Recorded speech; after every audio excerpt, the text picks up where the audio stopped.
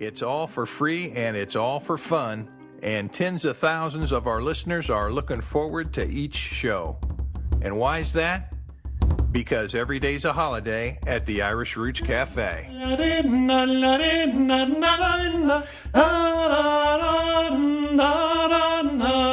Reach me anytime, and be sure to read my show notes for this episode on my webpage at www.irishroots.com. Now let's move into the big back room here at the cafe and have a listen to what's being served up today.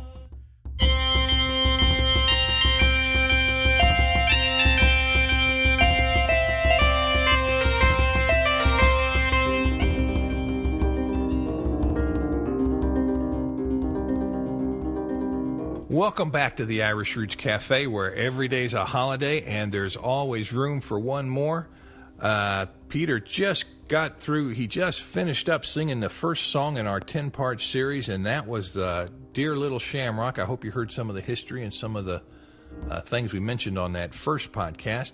And even though it's the same day for us, we're breaking it up, and we're going to do it as a series of 10 separate broadcasts for everybody out there, so you have time to come back and listen each week and maybe even make an event out of it. And Peter, are you rested enough? Are you still winded from that song, or can you talk? Oh, I can talk. Not a problem at all. Not a problem. They say that, everybody tells me that. Adams will have no trouble talking. No trouble talking. At any time of the day. Oh, well, that's the truth. After that Dear Little Shamrock, that's one that not as many Americans sure know as probably the most well-known Irish ballad air in America. Wouldn't you say that was Danny Boy? Oh, without a doubt. Without a doubt. I don't think there's anybody who doesn't recognize that. And I don't know, I had a very strange thing happen to me a couple of years ago. One of the priests in the archdiocese here called me, and he said, Peter, he says, I need someone to sing an Irish song, or he didn't say, I guess he said, Danny Boy, at my sister's funeral. I said, well, that's no problem, Father. Whatever you need, be glad to. Well, the funny thing about it, of course, she was born in Poland. In Poland? In Poland. And that was her favorite song, was Danny Boy. Oh, my God. Well, yeah. And it's because of the sentimentality that's carried along with it. Well, there's been over 100 different versions, different sets of words written to Danny Boy, which sort of attests to what a classic sound it has. Oh, sure. Now, the sound that we know today as Danny Boy, that really has an interesting story behind it. A fellow by the name of Weatherly, his sister, and I guess it was his brother-in-law, came over to America, and they had settled in California, and then they went towards the gold rush area in Colorado,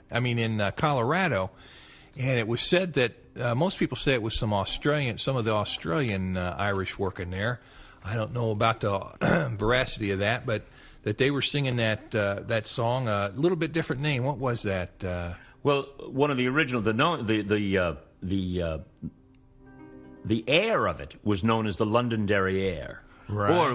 Or one time it was called the Air from County Derry. Yeah, the Air of County Derry, and that's the way, I think it was the popular way they had it in Australia. So anyway, his sister saw this, and she knew that he had written a song that went nowhere. It was a dud.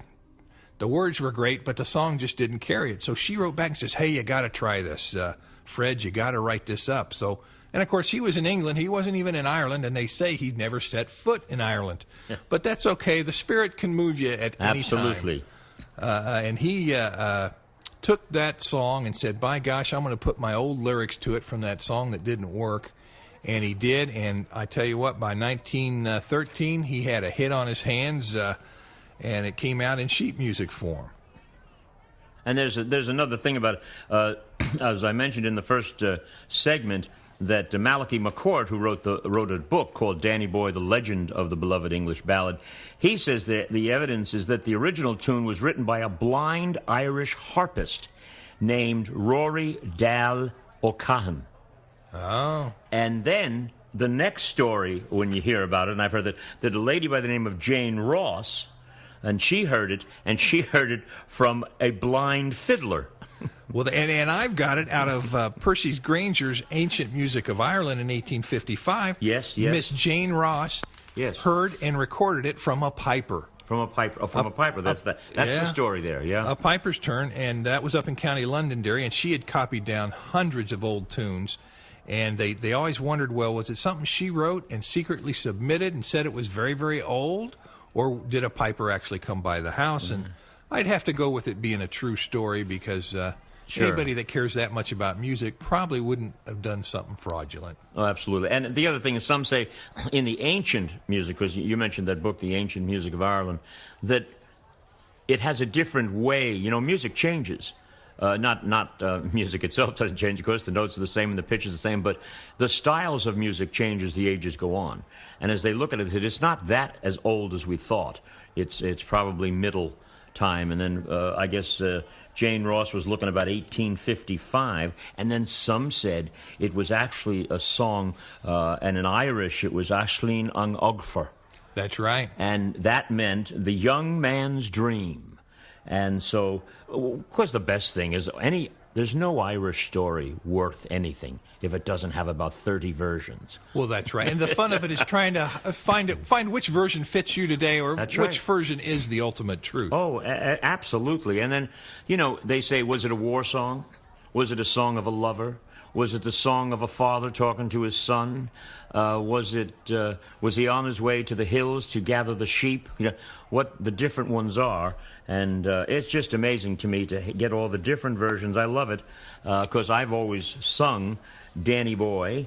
And I remember I sang it, I guess, in grade school. I was the vocalist when I was in the second grade. Oh my God, second grade! You were born like this. Oh, it's unbelievable. And not a minute of work or practice or memorization have you ever spent. I haven't. It's true. It's true. The pros make it look easy. They do.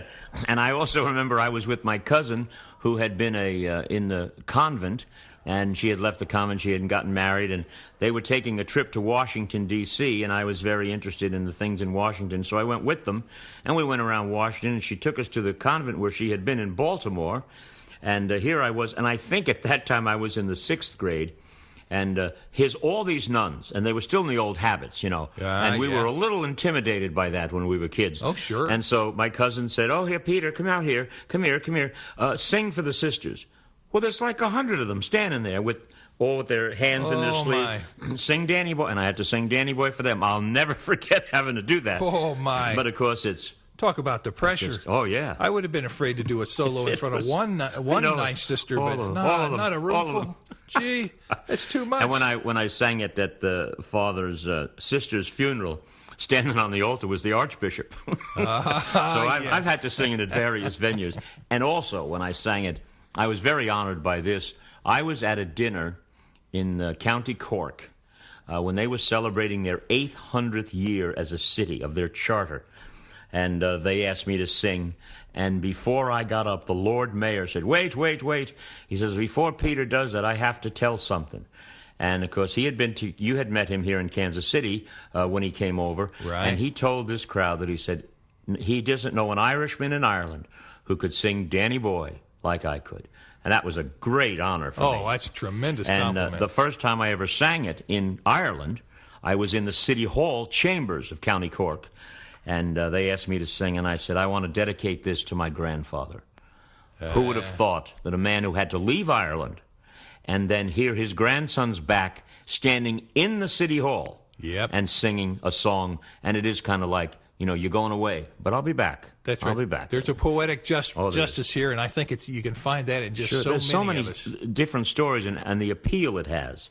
And I've mentioned, I think, to you before that in my family, my uncle came to my grandfather in December of 1941, and on the 8th of December, which was the day that President Roosevelt asked Congress to declare war, and he went and joined the Army. And he went to my grandfather and he said, well, Pa, I joined the Army. And my grandfather said, well, I won't be here when you come back. Oh. And you think of that song, you know, you must go. And when you come back, if I'm dead, kneel at my grave and say the Ave. Yeah. And my uncle came back the day of the funeral. That's when they got him back from the war for the funeral. So that has a real meaning. That's right. And it's that meaning that has made it so popular, even though there are a few folks who don't know the meaning behind it, or perhaps musicians who had to play it so much because of its popularity, and they just say, "Oh my gosh, not another Danny Boy." But there's more to it, but there's more to it than that, because the reason it's so popular and it's been so played is because it is so good. And it's hundreds of years of popularity and longevity proves that it's one of a rare kind of music. Oh, it is. And it's that melody. I know that there's a song been written only about 6 years ago, the words, which they use at funerals. Right. And it talks about the dearest friend who's leaving. Yes. Go silent friend. Your days are over, but you return now to where you came from, God. But it's to the tune of Danny Boy. Yeah, that's right. And so you get two things in there. You get the religion with the song, with the words, and you get the sentimentality with the melody. That's right. So you can capture both. And it kind of fits in pretty well. Well, we'll have to say thank you to Fred Weatherly. At least he's the one guy we know is connected with the song, and whoever wrote it was probably a forgotten great musician of centuries past. Sure. And, though, if you've sat or walked through Ireland and heard... I was in Ireland in June, and I was in Galway, and they're standing on the street with a guitar, with an accordion. I was in Dublin, too, and there's a man standing on the street corner with an accordion. Yeah. And just playing tunes.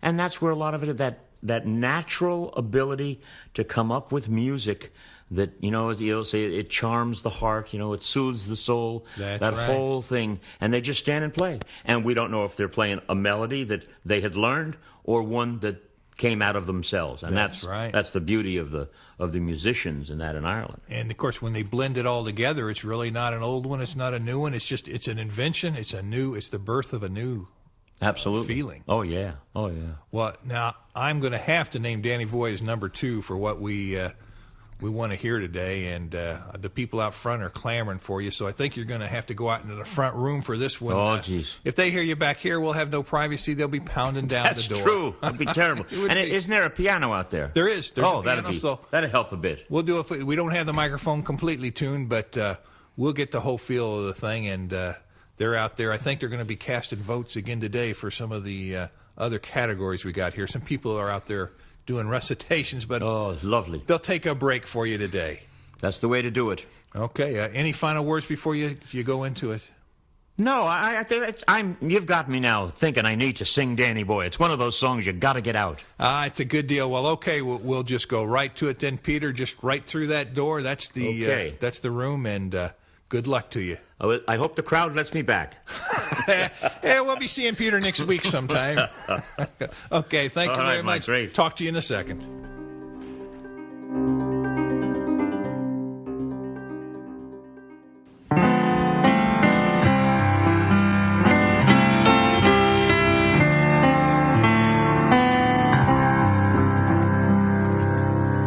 Oh, Danny boy, the pipes are calling from glen to glen and down the mountainside. The summer's gone and all the flowers are dying. 'Tis you must go and I must bide. But call me back when summer's in the meadow, or when the valley hushed and white with snow. 'Tis I'll be here in sunshine or in shadow.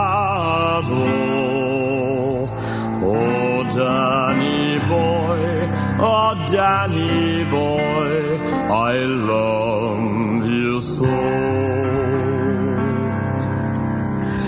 But when he comes and all the flowers are dying, if I am dead, and dead I will maybe,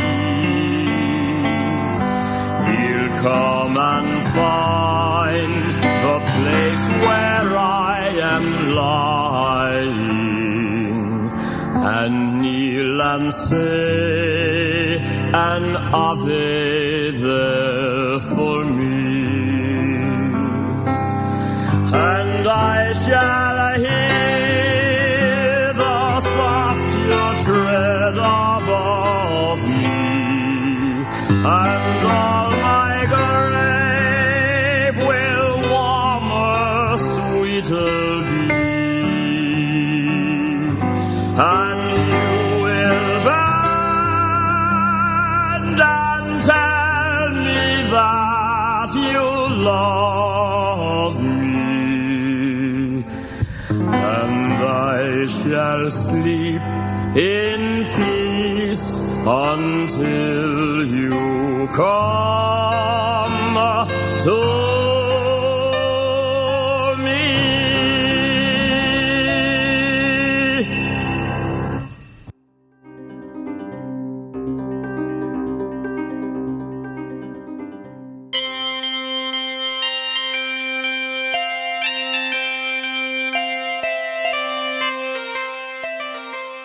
That's a wrapper for today, folks. I'm Mick the Bridge at the Irish Roots Cafe.